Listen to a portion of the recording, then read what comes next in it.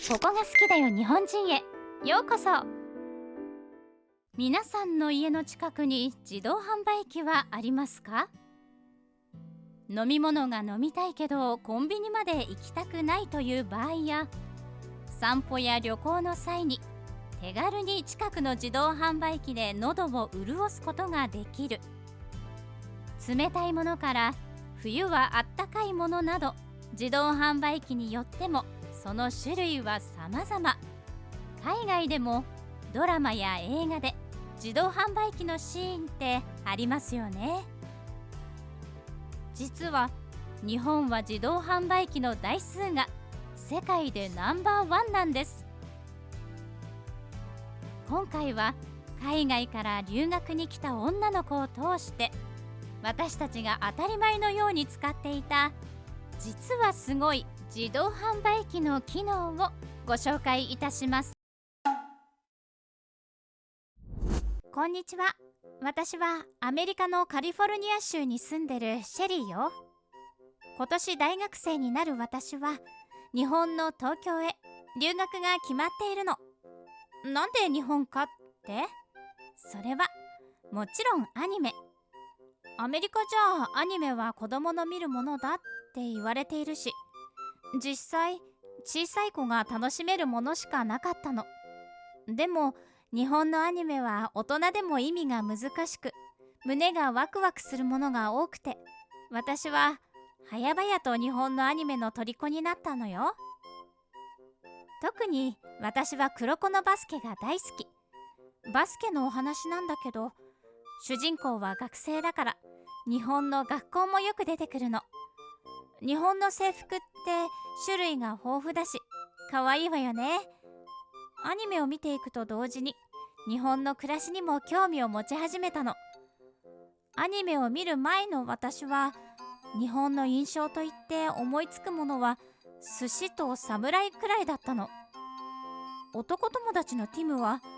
日本では今でも侍がいるとか、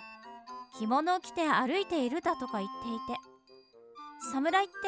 刀を持っているって言うし、実はあまりいい印象を持っていなかったの。でもアニメの世界にはまってからは、刀を持った日本人も素敵だって思い始めたのよ。もちろん冗談だって分かってるわ。でも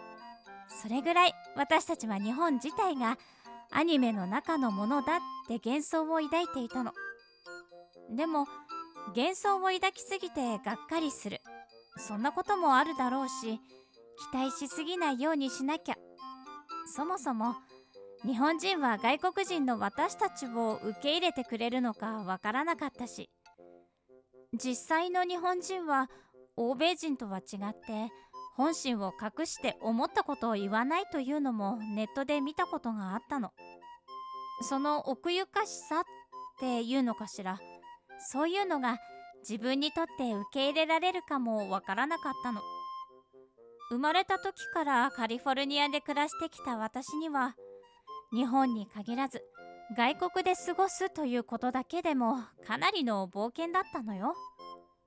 私の大学では入学の3日前から寮に入って生活をすることが許されていたの。私はドキドキしながら日本へ飛び立ったの。ママも本当は最初だけ一緒に来るはずだったんだけど、来れなくなってしまって、私この年まで海外旅行はしたことなくて、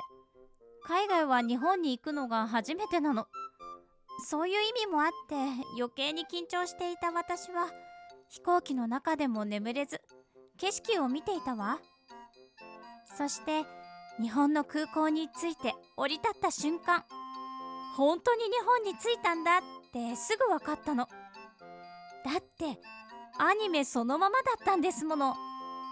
その時の震えは今でも覚えてるわ。そして久しぶりにアメリカへ帰ったらこう言おうって思ったの。侍なんてどこにもいなかったわよティムってね。空港から電車とバスを乗り継いで東京の寮へ向かったんだけど、都心の風景も誰もが急いで歩いている姿もアニメそのものだったわ。すごいのよ。電車もバスも時刻表通りに着くの。アメリカの電車は時刻通りに来ることなんてまずないもの。遅れるのが当たり前になってる。待ち合わせもそう。そんな生活に慣れている私からしてみたら、日本人は少しキビキビしている印象を受けたけど、そんなところもなんだかとってもクールに思えたわ。その日は荷物もあったし、寮へ無事に着けるかどうかも心配だったから、どこも寄らずに寮に着いて先に荷ほどきをしたの。私の通う大学の寮は全体がご飯、お風呂などの共通スペースはシェアハウスのように共同で使って、部屋は2人か3人の相部屋になっていた。私はアスカという女の子と2人部屋だったの。アスカはお母さんがアメリカ人のハーフで、日本語と英語どちらも話せるバイリンガルだったから、仲良くなるのにはそう時間はかからなかったわ。アスカもアニメに詳しくて、夜通しで語り合ってお菓子を片手にすごく楽しい女子会だったわ。その次の日、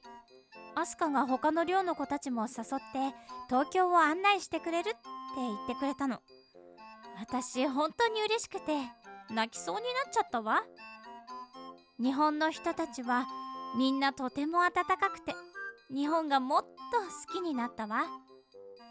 次の日、アスカが案内してくれたのはアニメの聖地、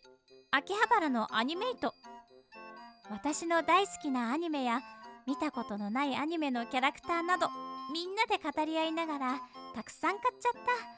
た。その後もみんなでおいしいご飯を食べたり、楽しかったわ。でも私が驚いたのはそれだけじゃなかったの。一人の子が喉が渇いちゃったと言って、自動販売機で飲み物買ってくると言ったのよ。そういえば私も少し喉が渇いているかも。私も行くわと一緒についていくことにしたの。幸いすごく近くに自動販売機が3つも並んでいるところがあって、そこで喉を潤すことにしたわ。自動販売機を見て私はびっくりしたの。種類がとても多かったの。それに炭酸物だけでなくお茶もかなりの種類売っていたの。そしてさらにびっくりしたのがホットの飲み物が売っていたこと。アメリカではまずないし、あったとしても紙に注がれるタイプのものだから、その場で飲み干さないと持ち運びには不便だったの。でも日本ではそれが缶やペットボトルに入っていて、コールドと同じところから出てくるなんて本当にびっくりしたわ。アニメではそういう場面はあって見たことはあったけれども、あくまでもあれはアニメだけのシーンで本当に実在するものとは思ってなかったの。私はお金を入れて恐る恐るミルクティーのホットのボタンを押したの。そしたら勢いよくペットボトルに入ったミルクティーが出てきたわ。もう一人の子が取り出してくれて渡してくれたんだけど、それを受け取ってびっくり。とっても熱かったの。思わず熱くて落としてしまいそうになったわ。大げさでも何でもなくお店で出てくる熱さだったの。蓋を開けて熱々のミルクティーを飲んでみたの。温かいミルクティーが体に染み渡り、すごく美味しかったわ。日本って自動販売機もすごいのねって言ったらみんなに笑われちゃったわ。それに道中を歩いて思ったことなんだけど、自動販売機の数がとても多いの。そんなの普通だよってみんなは言うんだけど、さっき自動販売機があったのに、数歩歩くとまた自動販売機があるのは絶対に普通ではないと思うの。驚いたことはまだあるわ。アニメでよく見ていたけれど、日本では自動販売機が普通に外に置いてあるの。アメリカでも自動販売機は確かに多いけど、外にあることはまずないの。きっとこれは日本との治安の違いね。アメリカで外に自動販売機なんてあったらすぐに窃盗されちゃうわ。だから大体がショッピングモールなどの施設の中にあるんだけど、お金払っても作動しないものも多いの。でも日本では外にも自動販売機があって、こんなに綺麗でボタンを押したらすぐに出てくる。これってミラクルよ。もしお金を入れても出てこない場合は、自動販売機の本体に貼られている番号へ連絡すればお金が戻ってくるなんてこともあるそうよ。アメリカでこんなことしたらみんなその番号へ連絡して平気で嘘つくでしょうね。それからというもの、私はよく自動販売機を使うようになった。寮のすぐそばにもあるからそこで買っているの。コンビニも近くにはあるけれども、人の目を気にせずレジも通さずに熱々のお茶がすぐに飲める日本の自動販売機が大好きになったの。ミルクティーだけじゃなくて最近はコーンポタージュもよく飲むの。もちろんあったかいしすごいのよ。缶の中に粒のコーンが入ってるの。それもすごくあったかくてなんといっても美味しい。コーンが最後まで取れなくてたまにイライラするけれど、まだまだ私の知らない種類の自動販売機がありそうね。今度家族や友達が日本へ遊びに来てくれた時にはまず自動販売機を見せてあげようと思うの。きっとみんな私と同じように目を丸くして驚くんでしょうね。日本人は思ってることを言わないんじゃなくて、きちんと言わなくちゃいけないことと言わなくてもいいことを分けているように思ったの。それはすごくいいことだと思ったし、日本の奥ゆかしさっていうものを肌で感じてすごく素敵だなと思ったの。私はアニメを見てたから少し日本語を話せたんだけど、もちろん独学だし聞き取れないことも多いんだけど、アスカが間に入ってくれたりみんなゆっくり話してくれたから、言葉の壁もなんとかなりそうだわって思ったの。最初は日本に来ることに不安を抱いていたけれど、実際に来てみて日本の文化やなんといっても素敵な友達に恵まれて、不安だったのが嘘みたい。今ではアメリカに帰りたくないって思うくらいよ。次の休みにはアスカと一緒にメイドカフェに行く予定なの。すごく楽しみよ。もちろん学生だから学業が一番だけど、もっと日本のいいところを知りたいって思ったのよ。私、日本に来てよかったわ。日本ではごく当たり前となっている自動販売機のホット機能。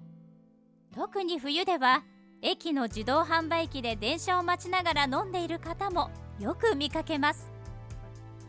そして日本ではごく普通にある外に自動販売機があるという生活。